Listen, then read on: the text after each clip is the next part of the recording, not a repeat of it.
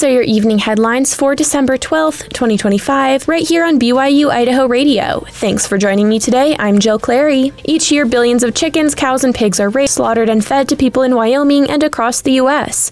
Public News Service reports a recent survey by Faunalytics found that a strong majority of voters actually care a lot about the conditions these animals endure in concentrated animal feeding operations, also known as factory farms. For example, chickens are routinely kept in cages so small they can't even move. Research Director Allison Troy explains 61% of voters surveyed across party lines said they would support candidates who work to improve animal welfare and reduce the number of animals in factory farms. The candidates who adopted these kinds of pro-animal welfare positions not only were more popular in terms of they received more support, but they also were perceived as being more likable, more competent, and more empathetic. A majority of conservatives, liberals, and moderates surveyed also said they would not vote for a candidate who promised to increase government subsidies to meet companies or remove animal welfare protections. Proponents of factory farming have long argued that it's the most efficient way to produce large quantities of affordable food. Factory farms have faced increased scrutiny as corporate practices have replaced family-scale ranches. America's 1.7 billion animals living in confinement produce 941 billion pounds of manure each year, double the weight of human sewage. The majority of factory farms in Wyoming are near Laramie, Cheyenne,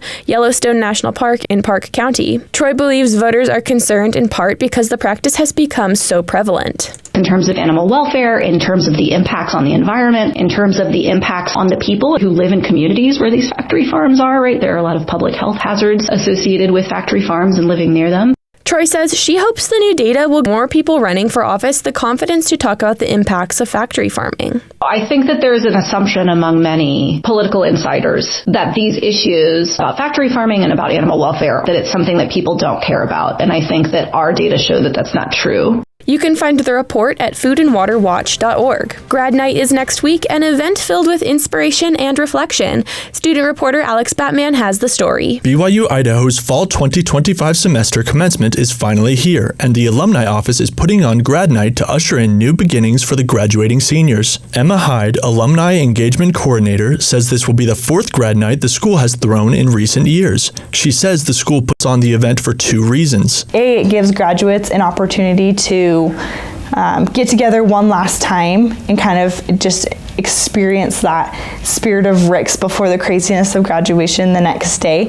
And B, it gives an opportunity to welcome them into the Alumni Association and kind of introduce them to what that means, what it looks like, and what their future can look like, including BYU-Idaho in it. Hyde remembers how she felt as she attended Grad Night before her own graduation about a year ago. The energy in the room is high, which just goals of the future, but it's also very like I'm saying bye to, campus, my apartment, the devotional, like it's all going to come to an end tomorrow when I walk across that stage. So it's kind of an interesting feeling, but it's neat. It's neat to be a part of. Grad Night will be split up into two parts. It begins with a meet and greet with BYU-Idaho President Alvin F. Meredith III and Sister Jennifer Meredith. Graduates can have an opportunity to step up and say hi to them, and that will be followed by a devotional from the Merediths as well, where they will offer grads life advice and inspiring insights on how they can carry the spirit of BYU-Idaho with them into their futures. Each graduate that comes actually gets a gift from the alumni office. So you'll get a bag that's got some goodies in it, just some a parting goodbye to BYU-Idaho, welcome to the Alumni Association gift from us. Hyde says the event will be engaging and uplifting. Graduation's kind of it's an interesting time in your life because life as you know it is ending, and everything, your whole world's getting turned upside down. And they can expect to have some fun, be introduced to new things they probably don't know.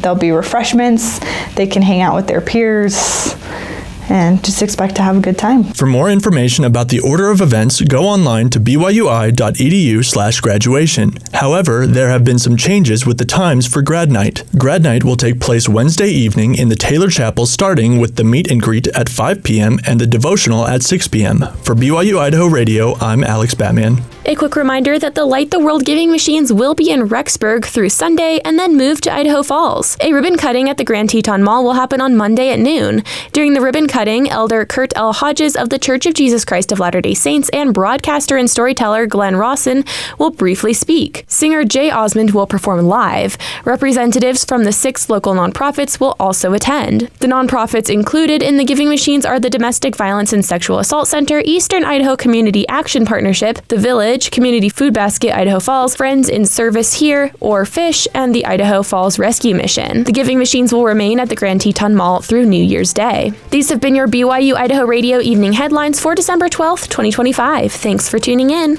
More news, interviews, and great content are available on your podcast feed.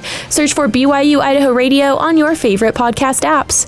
We're on YouTube, Spotify, Apple Music, and more. For BYU-Idaho Radio, I'm Jill Clary.